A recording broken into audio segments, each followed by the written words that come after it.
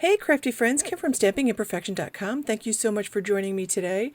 I have a quick share. I wanted to share with you that I have to make my design team card for the Papercraft crew, and I was looking at this thinking this would be a perfect scrapbook layout. I've been making a lot of 6 by 8 inch scrapbook pages this year to fit in a hybrid album. I have some pocket pages and some regular layouts, so I thought this will be a perfect page. Now, I took a piece of white cardstock and I cut it down to 6 by 8 inches. This is just regular Neenah white, and I'm going to just splatter it a little bit with some of my Altenew Jet Black ink spray. And I tend to splatter more than spray because the spray seems to go everywhere, and I do love the look of splatters. So I'm going to go ahead and do that. Now I'm participating in a layout a day challenge. It's called a load challenge. And the prompt today was use a photo of a physical characteristic that had an effect on someone's life. And I'm using my kids' school pictures from when they had braces, both at the same time, because I have an overbite, my husband has an overbite, so of course both of our kids had an overbite. So they both ended up wearing braces there. So pardon me for reaching across. I'm just going to hit this with my heat gun and dry those dots so I don't smear them all over everywhere. Ordinarily, I would want that to sit overnight or for a couple hours. Now I've taken 2 pieces of very old pattern paper that has been in my stash for at least 7 or 8 years, so I'm using up my stash. So I liked these papers. I thought this top paper kind of looked like that little rippled detail, like that corrugated cardboard look of the top piece on the sketch. So I cut these down to 4.5 by 6.5. That's what I cut them down to, 4.5 by 6.5. And I'm just attaching them together and tilting them relative to each other. And I kept the top one straight with the scrapbook base page that I have there, but I'm actually going to attach all of that to a yellow piece because I wanted to bring out the yellow in that floral paper. Since I put it on the bottom, I just wanted to bring out a few of those colors. So I am just adding some double-sided tape here, and I'm going to put that whole piece right on top of this. Now I cut this out 1/4 of an inch larger than my 6 by 8 page. So this is cut at 6.25 by 8.25. So I've got a nice little 1/8 inch border all around.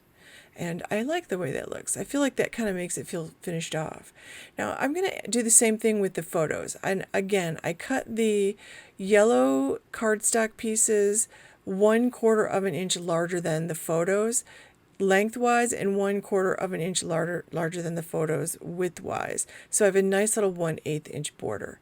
Now the card sketch really called for a circular element at the bottom, and ordinarily I would just put one picture down on a sketch like that, but I've got 2 kids and I'm going to put them both in the same layout here.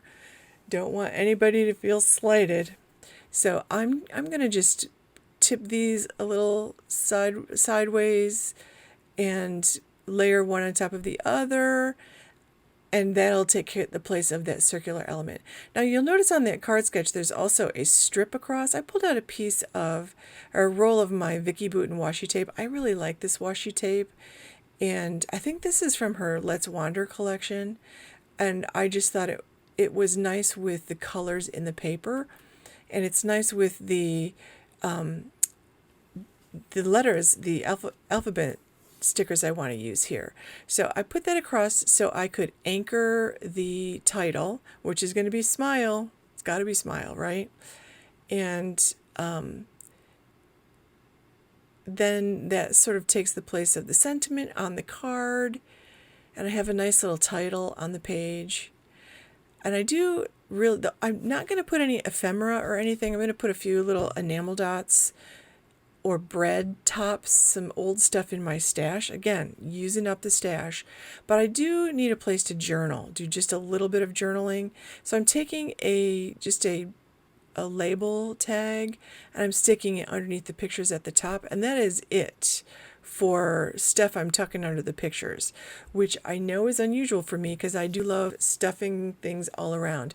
Then I'm just going to add a few of the old, I don't know what those are. I think those are bread tops or something from Stampin' Up. Like, those have been in my stash forever.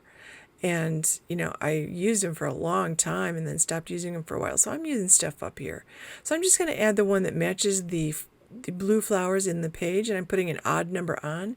And that is going to be it for my page. So please give this video a thumbs up. Make sure you subscribe to my channel while you're here. Click that bell and make sure you right click and choose all for notifications so you get all the notifications every time I upload a new video. And I will journal on that box above the pictures later. And I will also link to that Papercraft crew sketch below, so you can check that out. And we'd love to have you play along with our sketch challenge this week. That's a lot of fun. So thank you so much for watching. Stop by my blog at stampingimperfection.com and sign up for my newsletter, DIY Papercrafters Weekly, to get a project tutorial sent to your inbox. Thank you so much for watching.